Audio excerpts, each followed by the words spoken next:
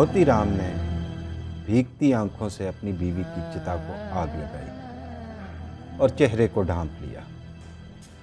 आंसू कितार अंदर कितार चेहरे को धो रहे थे। एक लंबा जीवन साथ खत्म हुआ। बीवी की लाश को शोलों ने अपनी लपेट में ले लिया और उसका हुस्न गोश्त के लोथड़ों में तब्दील हुआ। वो गोश्त भी स्याह होना शुरू हुआ। वो अंग्रेजी अंदाज से हाथ बांधे खड़े थे कि न जाने कहाँ से तेज हवा चली और एक अंगारा मोतीराम के बाजू पर आ गिरा। वो बिलबिला उठे।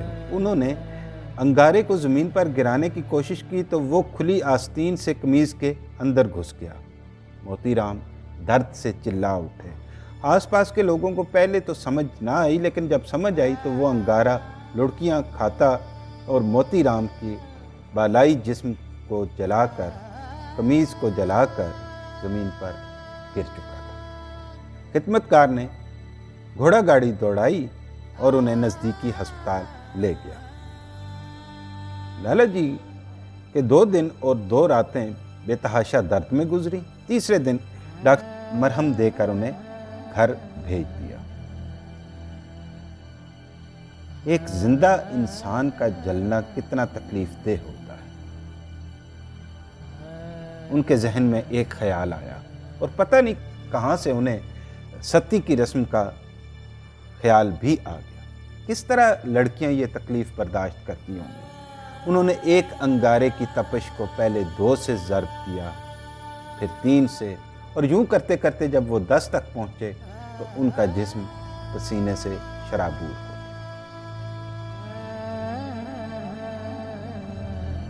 हिम्मत की और गौर करना शुरू किया कि ये सब कैसे होता। उन्होंने आंखें बंद कर ली और गौर करना शुरू किया। सवाल वही था, कैसे होता होगा ये सब। उनके जहन में एक 2 आंखें रोशन हो गई, खौफ से उबलती हुई आंखें। ये वो खौफ से उबलती हुई आंखें थीं जिनके तसव्वुर ने कन्हैया आश्रम मोती बाजार की बुनियाद रखी। आज हम मोती बाजार की उसी हवेली। मोतीराम की यह हवेली 1880 से पहले की बनी हुई है। 1880 में इसको डोनेट किया गया कन्हैया आश्रम के तौर पर। कन्हैया आश्रम और अनाथ आश्रम में बुनियादी फ़र्क यह है कि जहाँ पे यतीमों की देखभाल की जाती है उसको कहा जाता है अनाथ आश्रम। अगर वहाँ पे सिर्फ लड़कियाँ हों तो फिर उसे कन्हैया आश्रम कहा जाता है। 1880 में मोतीराम ने अपनी अहलिया की वफ़ात के बाद सती से भागकर आने वाली लड़कियों के लिए ये आश्रम बनाया। बेसिकली ये उनकी रिहाइश गाह थी। यहाँ से उन्होंने अपने आप को दूसरी हवेली में मुंतकिल किया और यहाँ पे आश्रम की बुनियाद रखी। एक बड़ा सहन है। बड़े सहन के साथ साथ वो जो आपको सामने नज़र आ रहा है कमरा, वो एक बड़ा हॉल है। हॉस्टल में रहने वाले या हॉस्टल से वाकिफ़ लोग जानते हैं कि कॉमन रूम्स की क्या बुनियाद होती है। ये कॉमन रूम था जहाँ पे बच्चे जो बच्चियाँ थीं वो खाना वगैरह खाया करती थीं और इसके अलावा जो छोटी मोटी गपशप होती है उसके लिए। जहाँ पे मैं इस वक्त खड़ा हूँ ये एक चबूतरा है। चबूतरा किसी भी स्कूल के अंदर होता है। हॉस्टल के अंदर चबूतरे की मौजूदगी बहुत कम हुआ करती है। मैं नहीं जानता कि यहाँ पे क्या वजह है इसकी, लेकिन इसे मैं स्कूल का हिस्सा ही समझूंगा। ये चबूतरा बाद में तामीर हुआ और इसका मेरे ख्याल के मुताबिक उस वक्त में हॉस्टल के साथ कोई ख़ास ताल्लुक़ नहीं था। ये अब हम आ जाते हैं पिन पॉइंट इसके आर्किटेक्चर के ऊपर।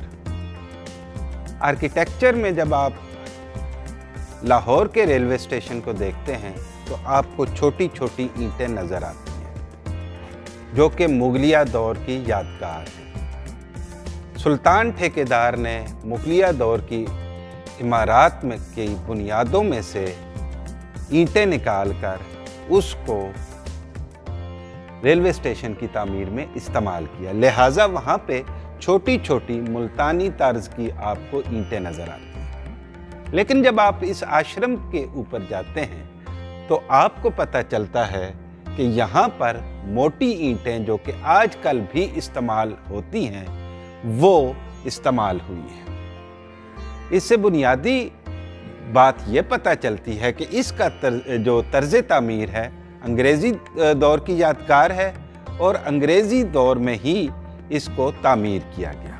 1880 तक तो हम वाकिफ़ हैं, इससे पीछे 20 या 30 साल हम लगा सकते हैं कि इसको तामीर किया गया, वरना अगर हम 1720, 1750 या 1600 में जाएं तो इस तरह की ईंटों का रवाज नहीं था। इस तरह की ईंटें ना आपको किला द्रावड़ में नज़र आती हैं, ना किला रोहतास में नज़र आती हैं और ना किसी और किले में नज़र आती हैं। मुगलिया दौर में छोटी छोटी सी ईंटें जो है वो इस्तेमाल होती थीं और इसी से ही काम चलाया जाता। अब अगर हम देखते हैं तो जो इसका ये आर्किटेक्चर है, ये आर्किटेक्चर बेसिकली जो है वो ज़्यादातर इस्तेमाल होता है कश्मीर में। कश्मीर में क्योंकि ज़्यादातर लोगों के पास लकड़ी की फरावानी है, लिहाजा इसी तरह से लकड़ी में नक्शो निगार करके जो कि आपको नज़र आ रहे हैं हल्के फुल्के से अभी, तो इस तरह से लोग तामीर किया करते थे। अक्सर औकात यहाँ पे मुझे नहीं लगता कि ये कुंडी यहाँ पे रही होगी, एक कुंडी यहाँ पे है जिसका एक निशान यहाँ पे नज़र आ रहा है। इससे ये पता चलता है कि इसको तामीर करते हुए काफ़ी हद तक इस बात का ख्याल रखा गया कि कश्मीरी तर्ज तामीर को बुनियाद बनाया जाए।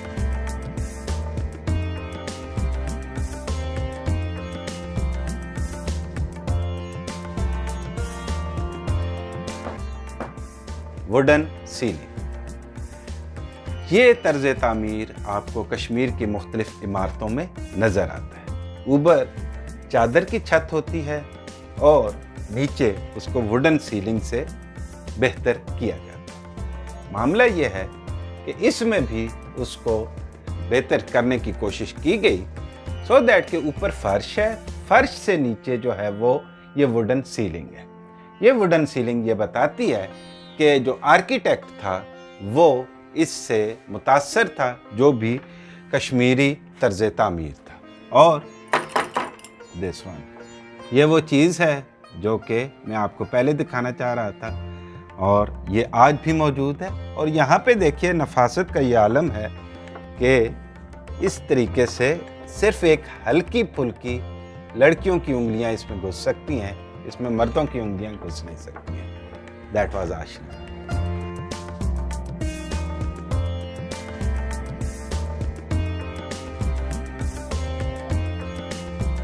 बारादरी या बल्कि इसको कॉरिडोर कहा जा सकता है या कुछ भी आप कह दें। बरामदा आप इसे कह सकते हैं आसानी के लिए। जब भी कश्मीर की कुछ इमारतें आप देखते हैं, ख़ासकर हवेलियाँ, तो उसमें जहाँ पे कमरा शुरू होता है एक हल्की सी जो है वो बारादरी तो नहीं, बरामदा उसे कह सकते हैं, बरामदा मौजूद होता है।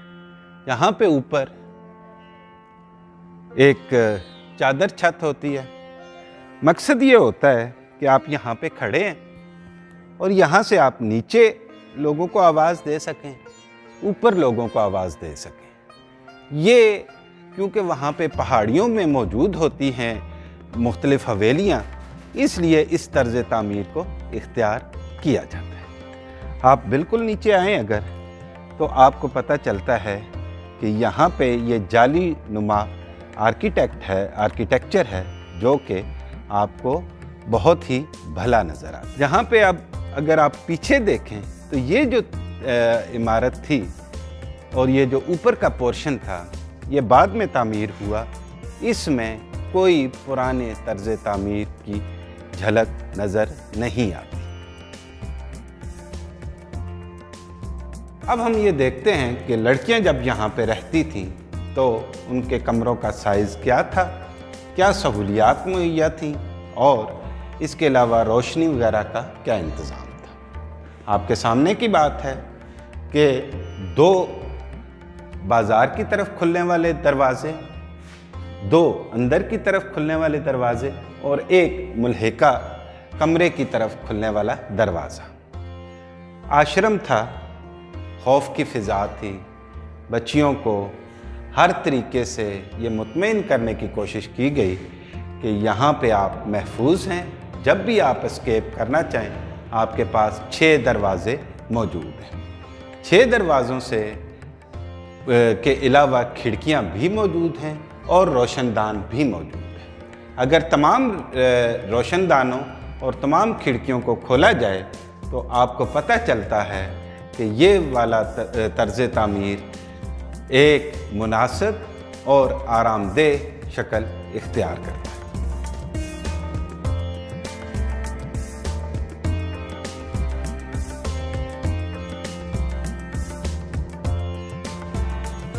ये बालाई और बैरूनी हिस्सा है। इस बरामदे से सीधा बाज़ार पे नज़र पड़ती है। जब आप देखते हैं तो आपको न सिर्फ मुकम्मल तौर पर बाज़ार नज़र आता है, पूरा मोती बाज़ार, बल्कि दुकानों तक रसाई भी मुमकिन है। मैं नहीं जानता कि ऐसा है या नहीं, लेकिन लगता यह है कि यहाँ पर से लड़कियाँ पैसे डोलची में रख कर नीचे लटका देती होंगी और उनके हिस्से का सामान ऊपर पहुँच जाता होगा। कराची में यह रवाज काफ़ी अरसे तक कायम रहा। सीढ़ियाँ 3 रुखी हैं। आप ये देखते हैं कि जो ही हम नीचे उतरते हैं तो ये हम लेफ़्ट को हुए और फिर हम लेफ़्ट को होते जाएंगे। इस तरह की तर्ज तामीर इसलिए की जाती है कि लड़कियां या वहाँ के रिहायशी वो तो रास्तों से वाकिफ़ होते हैं, लेकिन अगर कोई हमला आवर आए तो वो मुकम्मल तौर पर सीढ़ियों के पेचो खम में खो जाए और उसे हमला करने में आसानी ना हो। 1880 से भी बहुत पहले ये इमारत तामीर हुई। 1880 में इसको डोनेट किया गया और उसके बाद 1925 तक यह आश्रम के तौर पर इस्तेमाल होती रही। सत्ती से बचकर आने वाली लड़कियों को यहाँ पे हिफाजत से रखा जाता और काफ़ी अरसे तक वो यहाँ पे रहती थी। उसके बाद इसको प्राइमरी बॉयज़ स्कूल में तब्दील किया गया। प्राइमरी बॉयज़ स्कूल के बाद इसे गवर्नमेंट मिडिल स्कूल, फिर उसके बाद उसे गवर्नमेंट हाई स्कूल का दर्जा दिया गया। यहाँ पे 14 कमरे हैं, एक कॉमन रूम है, एडमिनिस्ट्रेशन का रूम है, वॉशरूम्स हैं, एक कुआं था जो कि अब भर दिया गया है। कश्मीरी तर्ज तामीर की एक खूबसूरत इमारत, आज इसको लगभग 140 साल तो हो चुके हैं।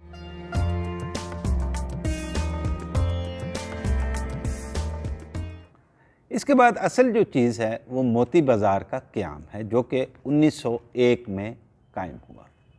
यहाँ पे लड़कियों की तादाद 1 से 2, 2 से 4, 4 से 8 और फिर 40 तक हो गई। लड़कियों को ज़रूरत होती थी मुख्तलिफ़ सामान की, तो वो मोतीराम जी सदर से या मुख्तलिफ़ जगहों से लेके आया करते थे। करते करते जब ये बात मशहूर होनी शुरू हुई तो पहली दुकान मोती बाज़ार की यहाँ तामीर हुई, दूसरी हुई, तीसरी हुई, चौथी हुई। अजीब सी बात है कि ग़ुलाम अब्बास के अफ़साने आनंदी से मिलता जुलता रद्द अमल इसमें नज़र आता है, लेकिन ये एक हकीकत है। 1901 में एक गली में, फिर दूसरी गली में, फिर तीसरी, फिर चौथी गली। आज लोग मोतीराम की हवेली को नहीं जानते। बहुत कम लोग हैं जो कि वाकिफ़ हैं कि एक आश्रम जिसकी वजह से आज मोती बाज़ार कायम है वो कहाँ पे मौजूद है। लेकिन लोग मोती बाज़ार को जानते हैं, लोग वहाँ की रौनकों को बहुत अच्छे तरीके से पहचानते हैं। ज़िंदा कौमें अपने विरसे की हिफाजत करती हैं, लेकिन हम ये देखते हैं कि जहाँ पे एक स्कूल आज भी ऑपरेशनल है उसकी हालत खासी दगरगूं है। गो कि ये 140 साल पुरानी इमारत है, लेकिन इसको बेहतर किया जा सकता है। अरबाब इख्तियार से गुजारिश है कि इस कीमती विरसे की हिफाजत लाजमी करें।